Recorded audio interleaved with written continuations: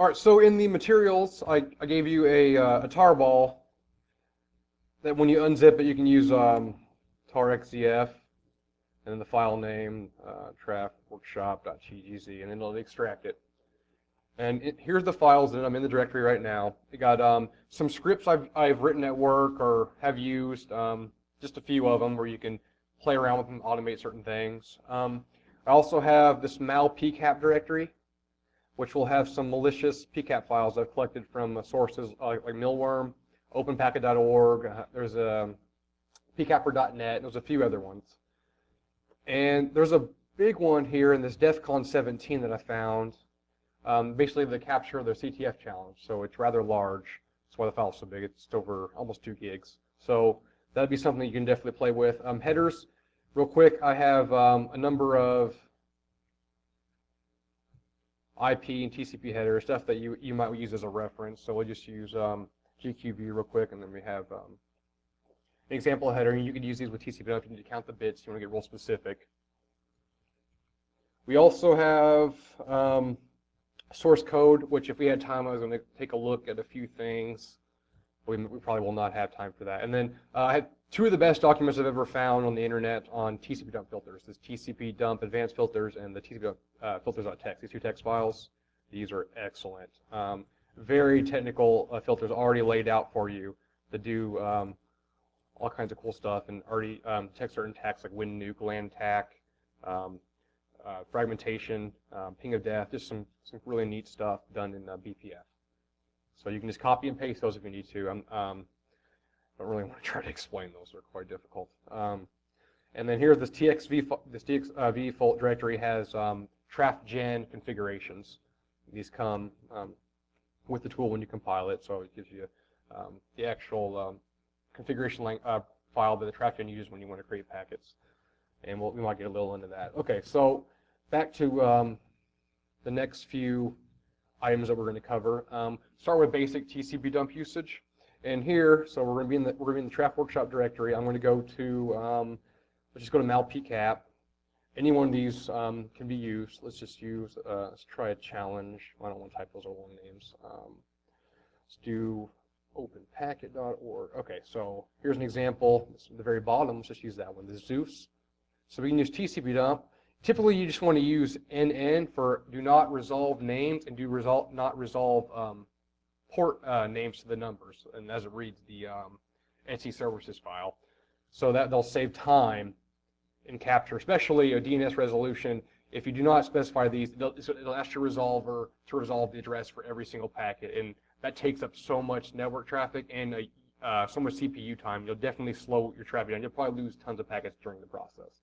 So you never do that. And also, I suppose if an attacker made a breach in your network and you were querying on his IP address and he had access to a DNS server or just a PCAP analysis or something where he can see the request that you've made asking for his name server, he would know that maybe you have a network monitoring station because he's actually resolving you're resolving his names if he sees that DNS traffic. So that's another thing. You might not want to alert anybody. So good practice just to avoid that by using -NN. That's almost in every PCAP tool you can imagine. So here is I did a quick PCAP or a read.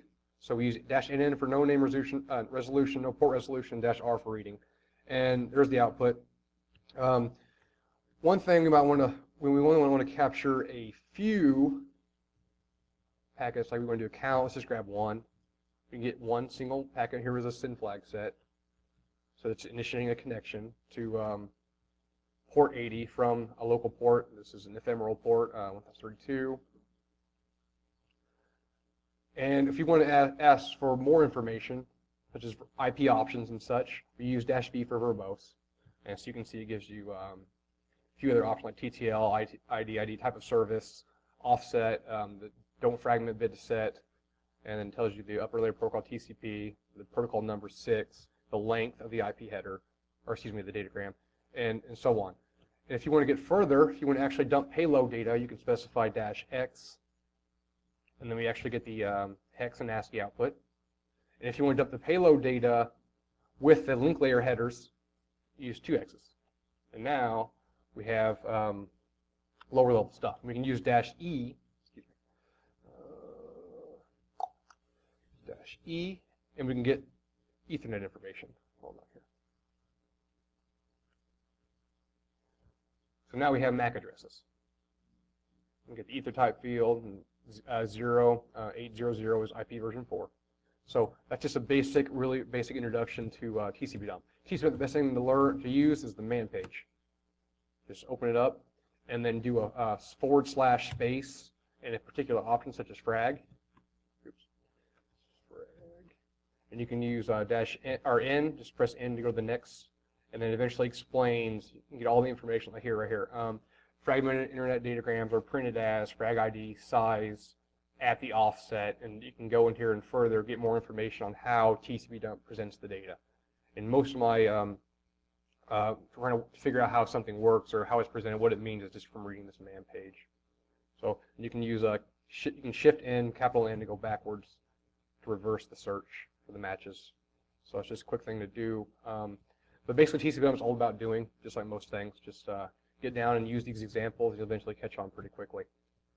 Okay, so things about PCAPs. So PCAP, I think the current version is 2.4, and a PCAP file, like any file, really starts with a header. If we do file command, and let's just do this Zeus sample PCAP, it says TCP dump capture file little endian in version 2.4, and it gives you a little information. Now, with this, TCP dump looks for that header when it reads a file to know that it's a PCAP. So we can do we can cat that Zeus file, 3-3, and pipe it, just to kind of show you the things you can do with redirection and filtering. You can play around with this. We can use the dash here to specify take standard input from the filter, which is the pipe. So we redirected output from cat to input of TCP dump, and now we can get the same packet. However, if you specify more than one packet, so get rid of this. So everything in the directory, it printed some of the first, it failed here, and it says PCAP loop, bogus save file header. So what actually happened is, after we catted the first one, the next one comes in, it reads what it expects to be part of the packet, more data, but it's actually reading the header of the next PCAP file. So that way you know that it says, hey, this isn't packet data, this is a header. Well, it doesn't really know that, but it's checked for the packet data and failed. So there's ways around this. And we would use a Wireshark tool called mergecap, probably to combine multiple PCAPs and read from a single large PCAP. But there's other things we can do, some little command line tricks that I included because I thought they were really neat. So let's just do this one more time. Sorry, I keep hitting the keys.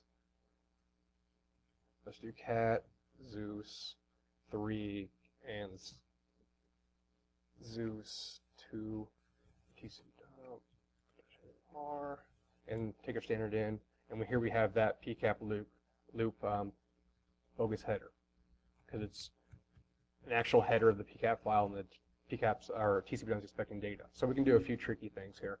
One, we can use DD to input the file, and output a new file, skipping the first 24 bytes. Because the actual the actual PCAP header is 24 bytes, so we can skip those. It basically removes that part, and then if you cat the file and the new PCAP file without the header, it's just one big stream of data. And you can pipe that into TCP. I recommend trying that. I'm not going to try all these because they're quite a bit to type.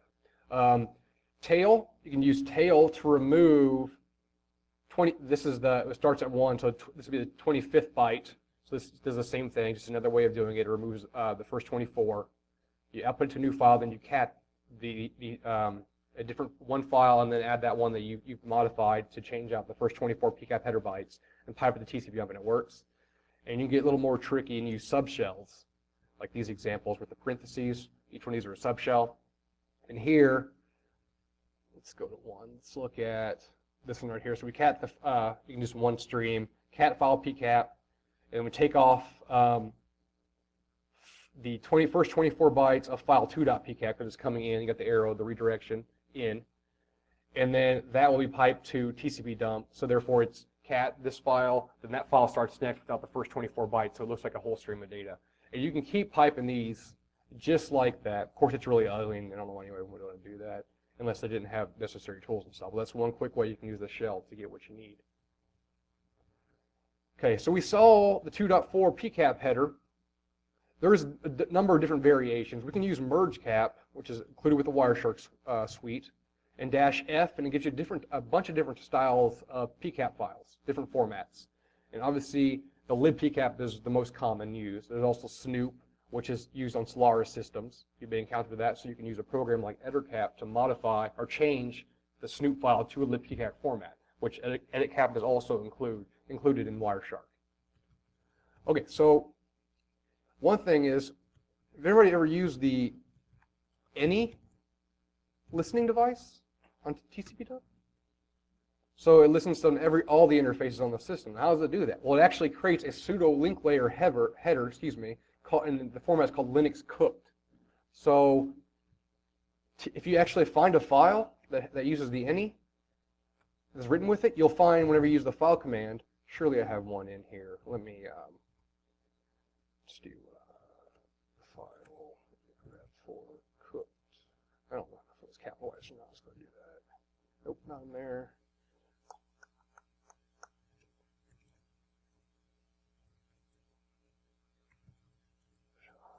Surely I have one in here. But basically, whenever we did that file command earlier, and it shows a libpcap version of 2.4 instead of Ethernet, the Ethernet won't be there. It'd actually say cooked, which specifies that this was written or read from a link or the Linux cooked pseudo header on the frame level. So in case you ever encountered that, because I've encountered that a couple times where files I couldn't even read because they were malformed from that. And I'm not sure if that is it's harder to write good data like that, but I've encountered a few. And usually just have to remove the files because I can't read them at all. But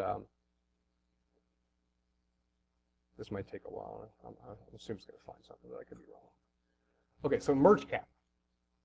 Now here I got the example. Here we created a cooked file. You can just do this right now if you're on the network. Just listen to your wireless device if you're connected to the wireless segment, and you can just dump 10 packets. Then you can do file cooked.pcap. So if you're listening on the any, it should show that it's a Linux cooked file.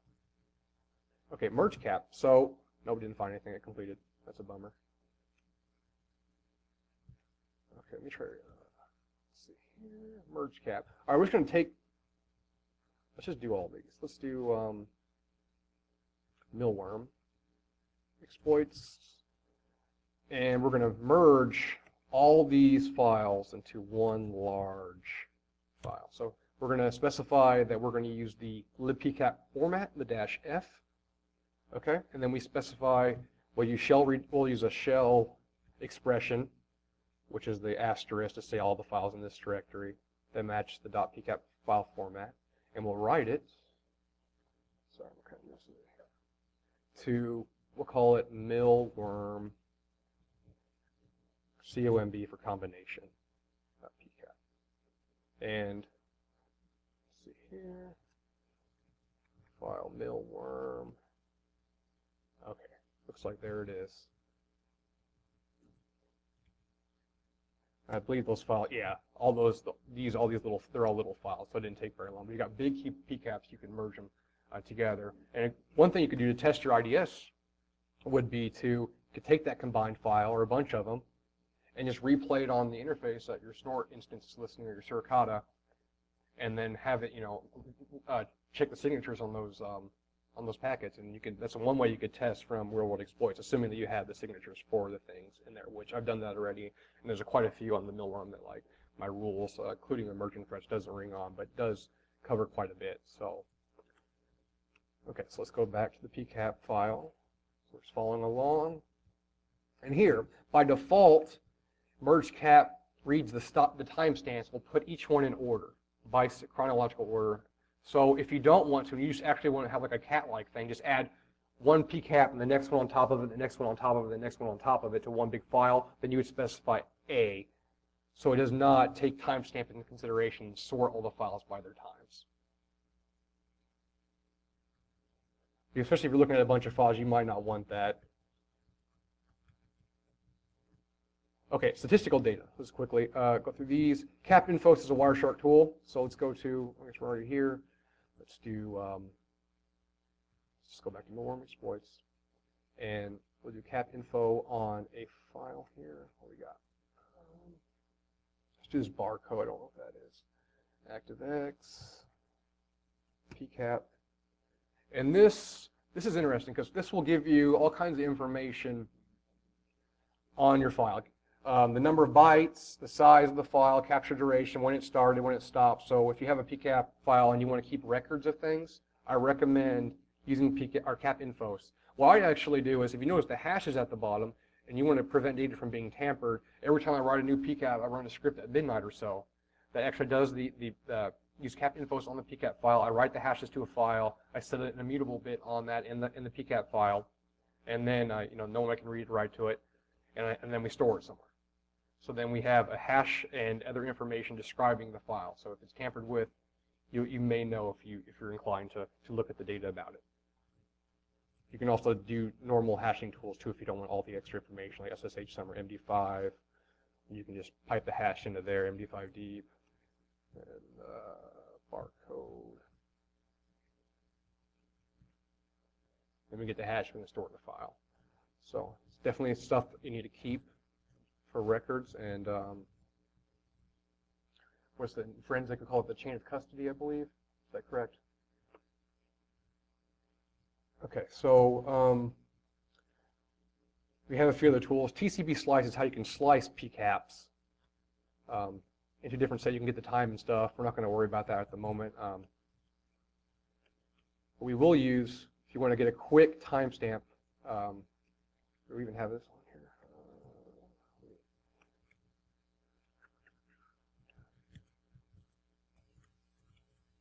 Let that run there for a second. Okay.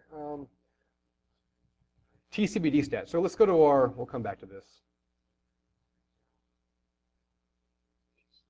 Go to our source directory.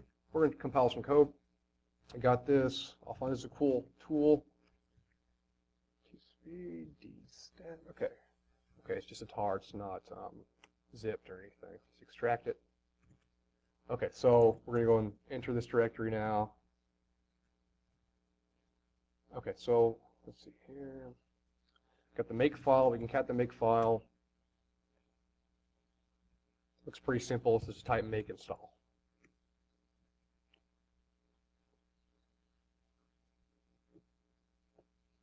It should fail. This is actually from the author's website. There is a bug in this, but I figured out a way to get it to compile. It's really simple. There's a few other GitHub repositories that actually people have forked it and fixed it too, but I just tried this one day and it worked, so I'm satisfied. So hold on, let me get you up to speed here. Okay, so we're in the directory. We want to VI or use another text editor on tcpdstat. Yeah, I believe it's H. Let me look for a specific variable. Packet length into that file. Yeah, there it is. So that's the file we want. Okay, so at line 415, we had -n to get the line number. So let's do VI plus 415 tcpdstat. We put this right here. We change this to static int, I believe is what I did in the past. Change that line to static int. And then we compile. Yes, we got it installed now. So this is a statistics program that does statistics on PCAPs. A little more detailed than cap info. So it actually looks at traffic rates and ranges and number of connections and stuff like that. So let's go back. The TCP should be in the path. Yes, it is. Okay, make installed. Installed it in the correct directory in the path. So let's go to a mal PCAP directory and pick any one you'd like. You can do, I'll just go back to no one because they're working out for me. And tcpdstat. And if you look at the -h options, there's barely any options. So I'll let it go do its thing by default. And we'll specify, let's just do the Zune one at the bottom. I used tab to autocomplete, by the way. And here's some information, basic information. Takes a little bit to look at the output. I recommend doing that. But get the start time, end time, seconds, average bit rate, the protocol statistics. I hear protocol breakdown gives you the total. Looks like 100% of IP traffic, 100% TCP. So there's only TCP segments in this. We also have HTTP traffic, which is 50%, and the other 50 is the C. I actually don't know what that means.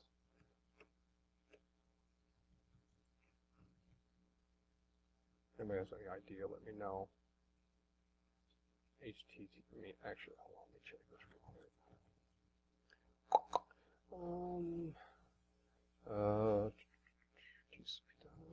Sorry.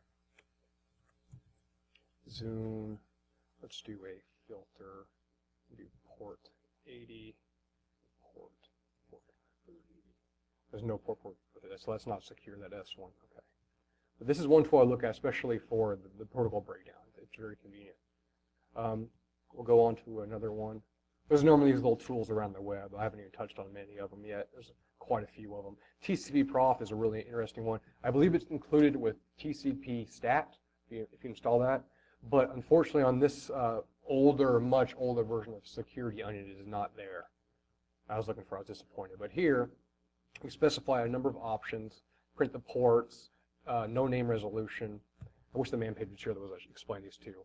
But we say --P, don't print statistics on ports greater than 30,000. Because if you do all the ports and you have this run on big PCAP files, it can take days, and it drives me insane. So I try to cut it in half.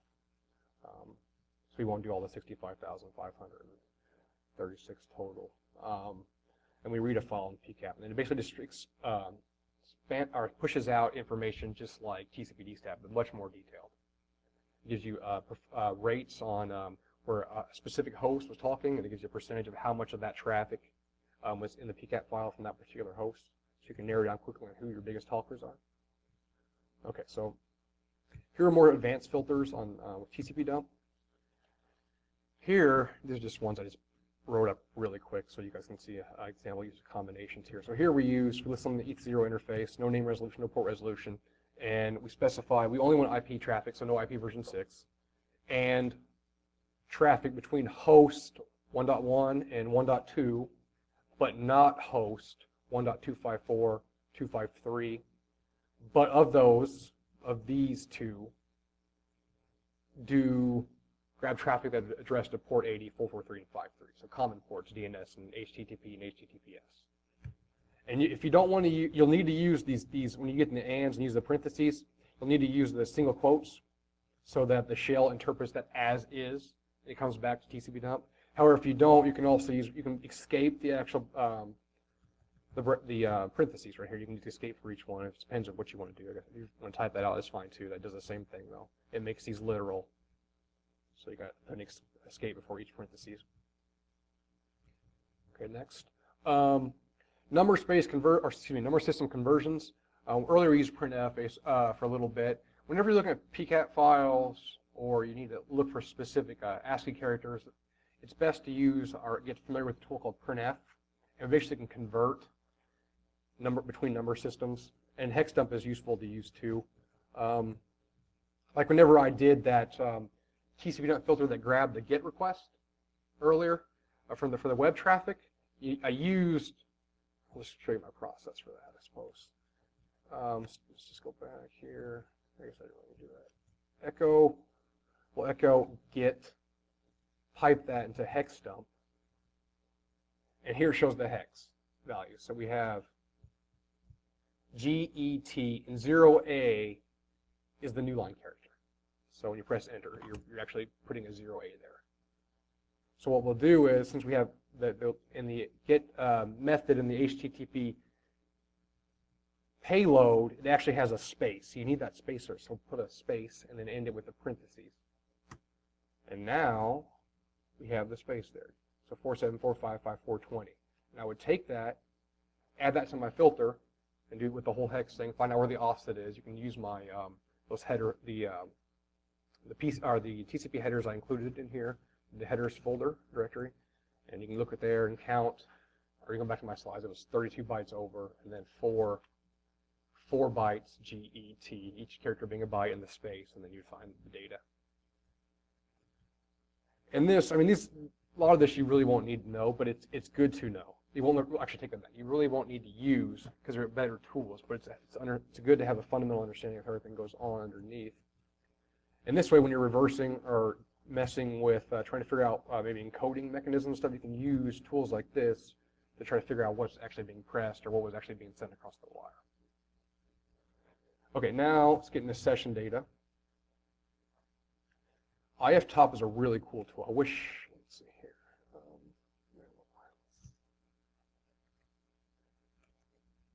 I guess I found that. I should have. Crap.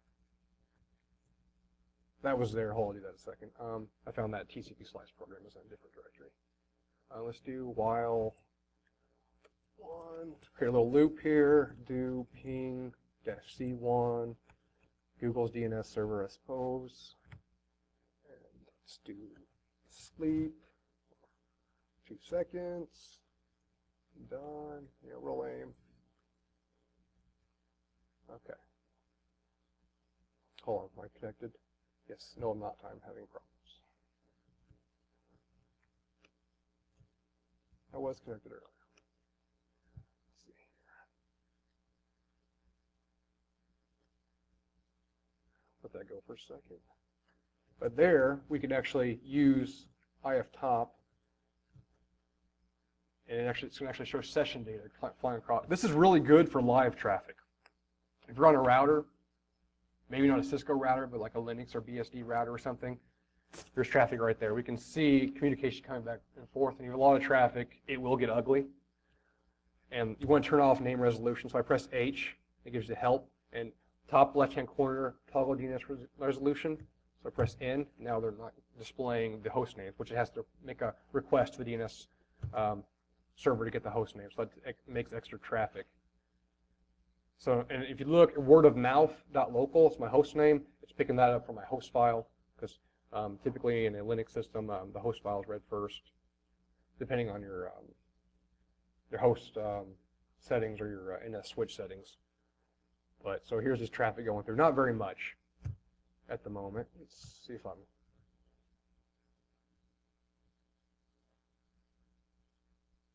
Okay, so we're sending traffic now. Now, here's extra traffic I'm sending.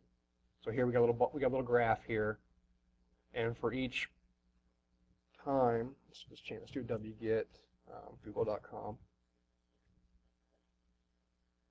Here we go right here. There it is. And this is one of Google's IP addresses. Most of us know it. They have this weird name that you might find in your logs. You never wonder what it is. It's actually Google. But on a heavy traffic system, this is very useful. You can easily dig and find out what you want. You can also apply BPF filters, so I can do -F and port 80. Actually, hold on. Filter code. You got to specify, in this one, you have to specify the single quotes. Only want port 80 traffic. It applies a BPF filter to it. Google.com. There it is right there. So do that. You can also, one cool thing is you can do regular expressions. In the display mode. So no matter, all the packets will come in, but you can do regular expressions on what is displayed. So we can do L, I think it's set screen filter, if you wanted to, whoops, L, grab, 2.168. Okay, sorry. Okay, so if you wanted to use regular expressions, you can use a screen filter. I'll do this again. Press L, and you can type in what you want. So you can, like, if you just want things with the word with the numbers 80 in it, should be able to. I did. Hold on here.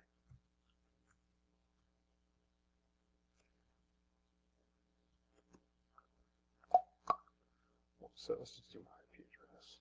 Sorry, I haven't done this in a while. The only big downside of IF Top is the fact that you cannot read from a PCAP file, which is a bummer. So what you do is you would take NetStiffNG or TCP Replay, another program like that, take a PCAP file, read it in, push it out on one of your interfaces, and then have IF Top listen on the interface in a different terminal window. That way you can do live traffic of previously recorded traffic that you have. You can see it as if it were on your network at a certain period of time, as if it happened, which is really, really nice. Let me just make a bunch of get it.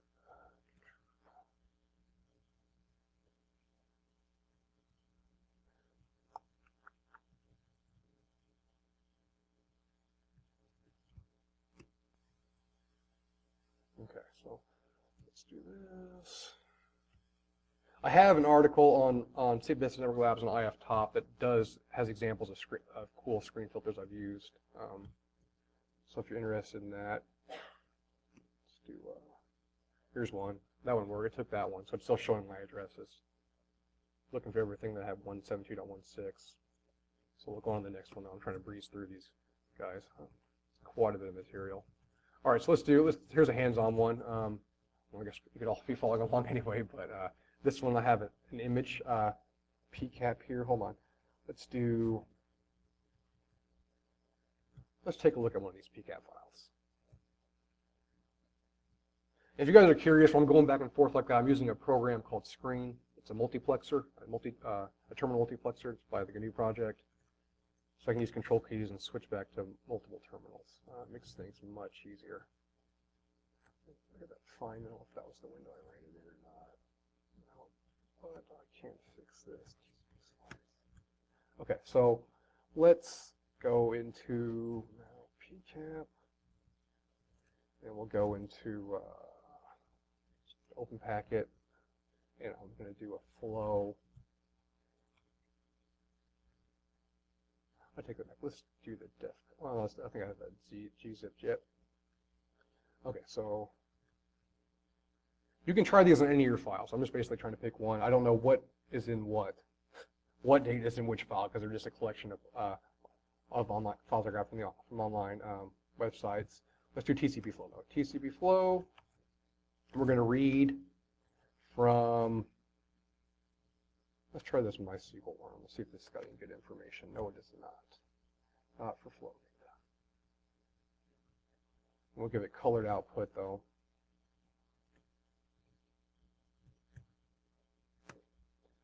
Okay, so let's go back. Let's take my, here's what I'm going to do. I got an idea. Let's go to mal PCAP. Actually, no, DEFCON. CD, this has a ton of traffic. Everybody want to unzip this on JonSchipp-D, uncompress that, let that go for now. We'll come back to that. Here's the TCP slice. So on this old version of Security Onion, it's in user/bin, so TCP slice. I suppose that's not in the path. User/bin, sbin. Yeah, it's not. User sbin. I don't know why I couldn't complete it. It looks like it's there. Oh, there it is. Wonder why that was. Okay, well anyways, we have TCP slice now. We can use -R, and this is more statistics. You can just get the quick start and stop times. I'm sorry, where am I at? Traf workshop. Back to the home folder. Let's do malicious PCAP. And malware will be fine. I think it was, yes. Let's do barcode again. Barcode active. And here, this is just a quick way to show you start and stop times for the PCAP capture file if you don't want to look through cap infos. Okay, so go on the next few things. Let's go ahead and do the forensics. I'm not sure how I'm doing on time. Network forensics, file extraction. So I have a file. Here's one of the ones I was prepared for. Let's do the it's in extract. If you go to the extract directory, there's an image.pcap. And I just basically did a wget across the internet and grabbed this file right here, just whatever I quickly Googled for, and BSD daemon image. And then we can use a number of tools. First, we're going to use TCP flow, and then we're going to run a file carver on it called foremost. So let's just run TCP flow on it. Let me get back to my right window. TCP flow -R image.pcap. Okay, ran it. It gives me two flows, client and server direction, back and forth. So here's the client, here's the server, the reply. So we're going to run foremost. And we see here, we can specify -v for verbose, and we give it two files. But the reason we need to do this, we need to break up these files into streams. That's what these are now. TCP flow breaks things into flows or streams or sessions, however you want to look at it. There's different terms for sort of the same thing. Because if you run this on a big PCAP, foremost on everything, you don't break up the streams. The problem is foremost looks for specific things in the header called an MZ header, or an MZ character code set.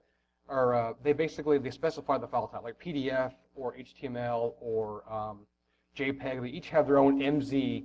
If I said I'm sorry, MZ code that specifies the file, what type it's going to be. So Foremost looks for these, looks at the start.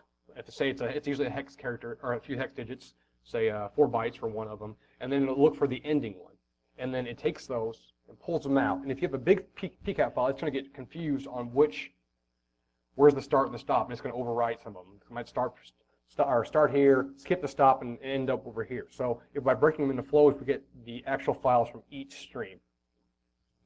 So Foremost-V 192 and 28. Okay, here we go. Ran, give me some verbose information. It created a directory called output and an audit file, which is basically just displayed above in the output. It just writes this, gives you a record. What you can then do is go to JPEG, because I found a JPEG file, GQ view 001, and we should get the BSD picture.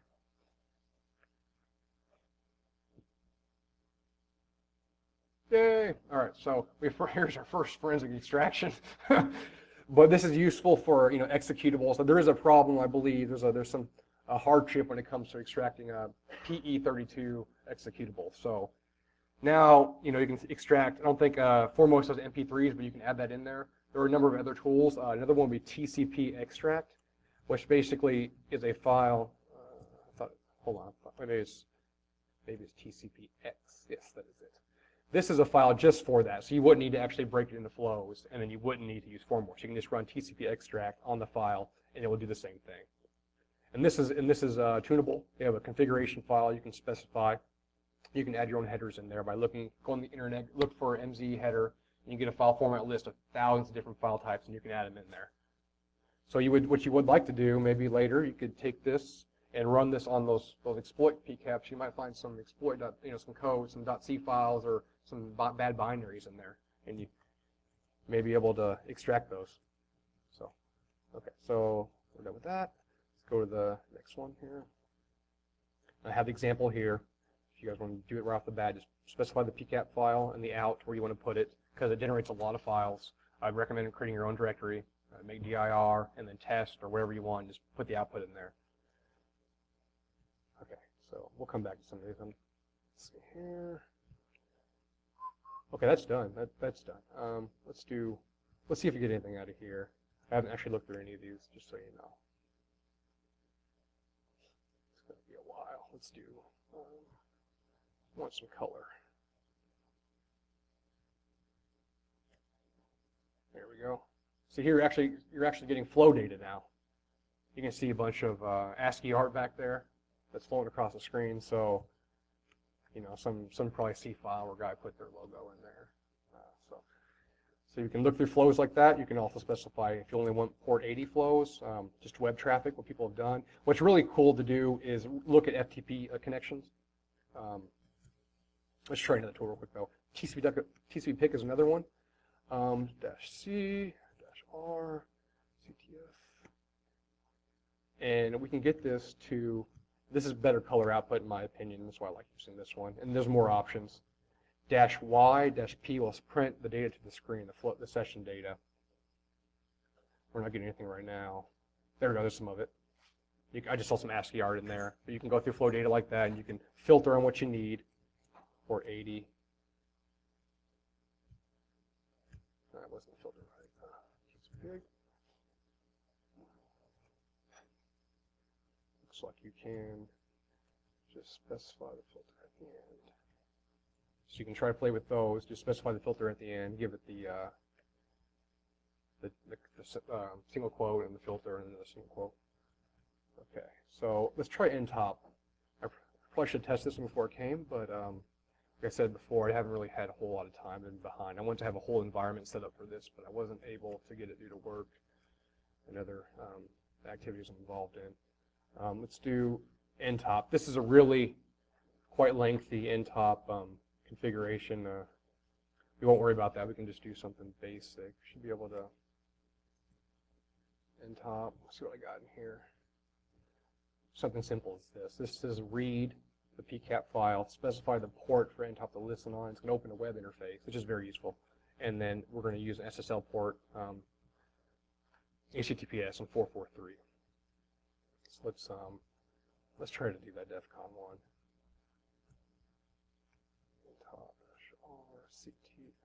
-RCTF-W80. And Intop's a tool that can be demonized. You can run it in the background. Let's see here. Hold on here.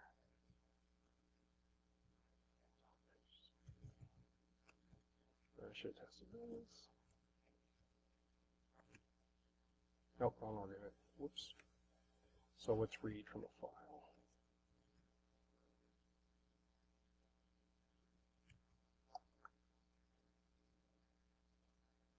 Here it is, -F. That's my mistake. So you can change that if you'd like. Anton-F, CTF-W80-. There we go. Except I had an error here.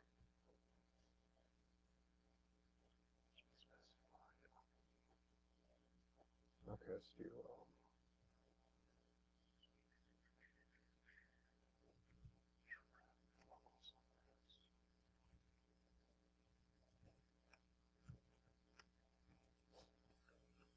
let's just put something in there and see if that'll work. Otherwise, I'll move on to the next one. Oop, oop. Okay, it's working now. Hold on, I'll explain this thing. And top, let's see here. Getting a little bit farther. All right, so let's do.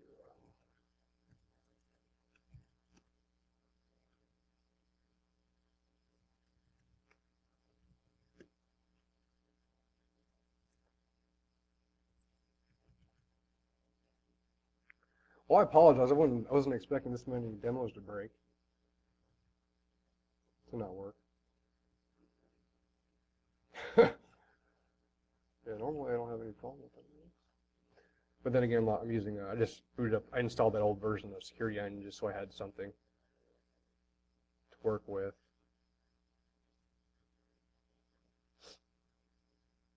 SSL binding problem, there it is. Okay, so it looks like that's probably something already using that port. I hope that's it anyway. I hope that's one of the things. Let's do specify a number that's probably not used. And 1001.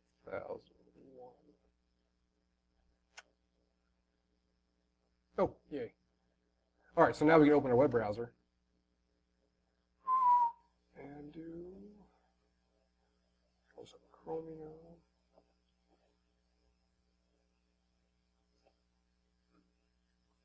And this will be reading in the background. This file is rather large, so it probably take some time to read it all. Let's do 1000 for now. There we go. So here we go. Here's Ntop. And here, if you refresh, this will refresh periodically. There's a set time for, I think it's 60 seconds or 5 minutes, one of the two. Total received packets so far, total packets processed. It gives you length information, bytes, pie graphs of just about everything. Percentage of network traffic. Here's protocol percentages. See, this is 96% odd traffic, so you know that's not good. Or most likely not good. And you got a number of cool settings here. We can go to, let's do the hosts. It actually shows the host that you have communicated with, and then the direction of the bandwidth, ingress and egress. You can see, so the green is the sent, the purple has been the received on the host. You can see who's most traffic hogs on there too. So that's just a quick introduction to Ntop. And you got a bunch of other things. You got some plugins, like you can watch ICMP echo requests and other information like timestamps and other stuff. So if you want to monitor that, there's all, and Ntop has the ability to log suspicious traffic you can set up. I think I have that information in one of my files. I don't know how to do that. If not, I'll put it something on the website.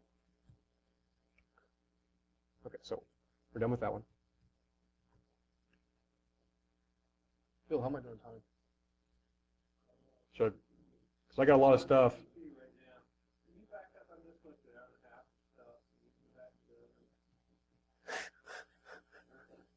All right.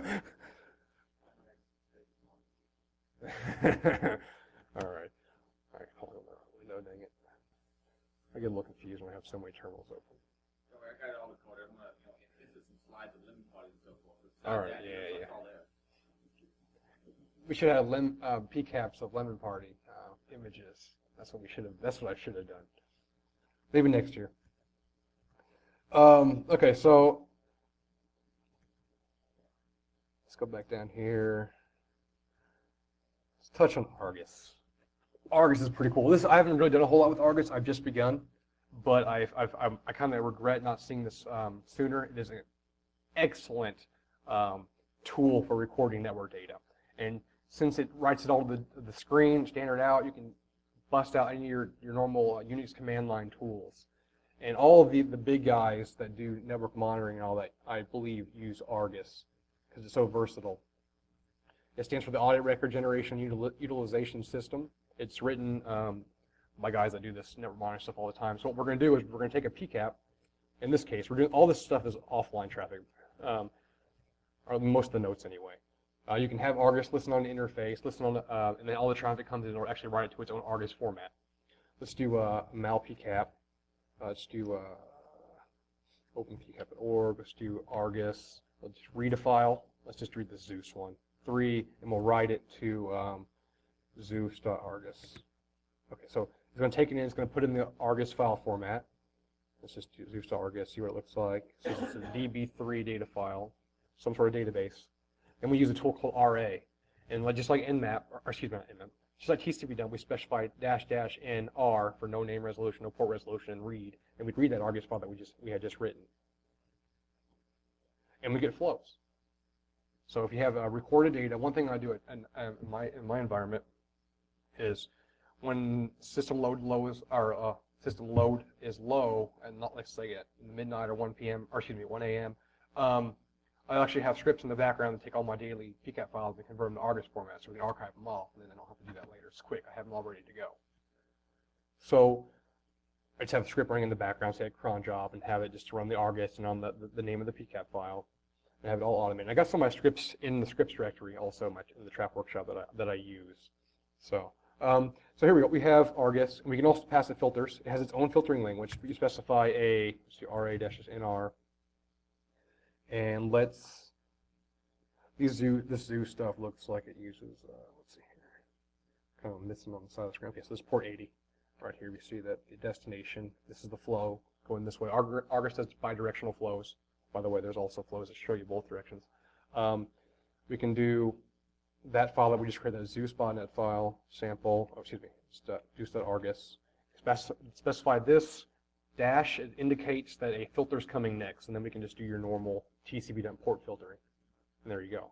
So I suppose if you want, I don't know what other type of information is in this file, so there's that. See, port 443 was not there. So this is where you can do filtering, just like BPF type filtering in Argus, with RA. The Argus tools, RA stands for Read Argus, just in case you need to know, and there's a bunch of them. A bunch. Most of these are Argus tools. Not the Rarion stuff, but you have, let's see here, RA. All these, RA sort, split, stream, strip, RA top light program for network monitoring, a number of them. There's quite a few more. RA graph is especially cool. You can actually make graphs of your traffic. So let's try this real quick.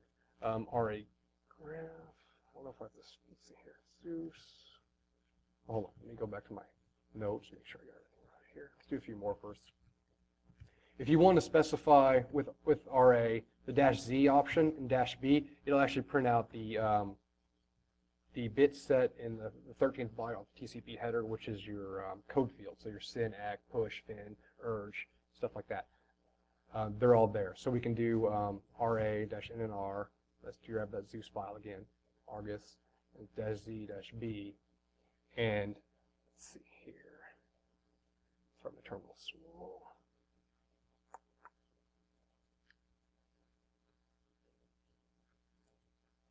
should be able to, these over here indicate Ethernet. One thing I'll have to do, I'll come back just a second, RA. I think it's just FLGS flags. Okay, so I want the flags here, FLGS capital, hold on.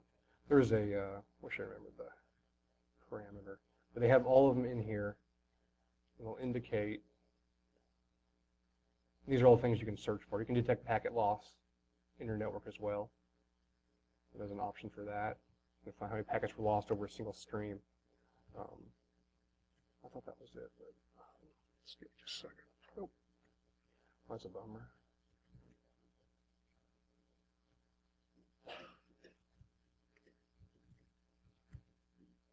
Okay, so man, let's try Argus. It's in one of these. Unless they don't have that name. Yeah, okay, never mind. Well, anyways, you can, if you look at the demand, there's just so many options here. Let's go back to, let's try this again. Set of specifiers over here. Okay, here we go. Sorry, I guess you have to specify it before. So if you put the option -ZB before, it prints them. So here's the actual flags that were set. A SYN, a push, and ACK, and on the receive side over here, the other side, it has a SYN, and ACK from the client, and the FIN ACK from the server, so you can get both sides of the connection.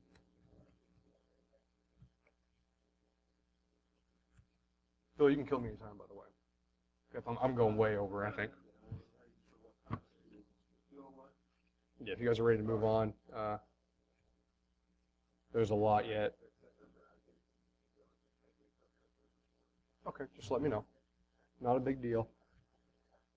Okay, so I recommend playing with all these, especially with the R graph. They can be really useful, especially if you want, like for just regular networking, if you want to make a graph of a PCAP that looks for packet loss, retransmissions, you can do that, and you can find out, which hosts may have flaky network cables, or which switch, or which host may have bad NICs, and you can graph that, which is really neat. Something I'm gonna try to implement and have it all automated at one point. But let me go ahead and kill out of these.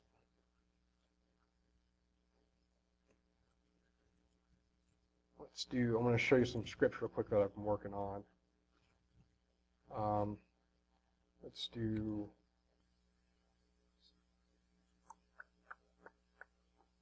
I hear this user agent script here. If you use the Bro IDS, I got some Bro examples in the file. I grabbed the yesterday's Bro logs, which is an awesome IDS. It's great.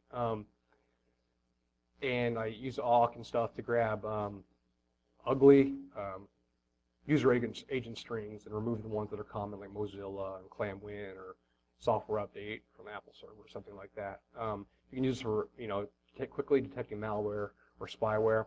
I recommend making a file with a list of bad user agent strings. You can find a list on the internet. If you just Google for it, I found one that had 1,000 entries in it. You can script that in there and tell it to exclude those entries. So there's a number of things you can do. You can play with this a little bit. I got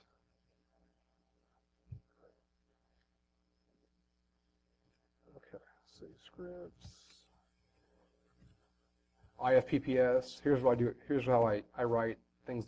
Those IFPPS logs to disk earlier. I was showing you how you can output to CSV. And here's where I use that --CSV. I do intervals depending on how much the traffic a specific interface takes in. So here I got a number of different interfaces, and I have a script that runs in the background that pulls these and looks for gaps in time where packets were not received that may indicate that an interface went down or a link went down. Then I can see that when my IDS, hey, I stopped receiving packets at 7:30 at night when I'm at home, and it comes and emails me, so I can see if there's going to be any link problems with an IDS system. I got a few other things. Some of these you can look through. Let's see what this is. FPPS.